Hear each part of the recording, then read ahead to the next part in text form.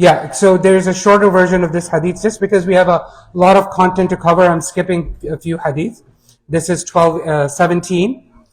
So here Abu Hazim and Sahal radiallahu anhu, he says that the Prophet sallallahu alaihi wasallam said, "Inna fil jannati baban." In Jannah there is a gate. How many gates does Jannah have, by the way? 8. 8 gates. 8 gates. Jahannam has 7 gates. Jannah has 8 gates. One of those gates is, there is a gate. Rayyan, what does Rayyan mean? No, it's a gate of Jannah, but it has a meaning. Water, underwater. Yes, the gate of that quenches thirst.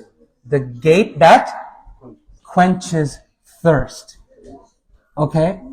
By the way, my daughter's name is Raya. That's the feminine version of Rayyan. So whoever is Rayyan, you are the one who gives people water, drink.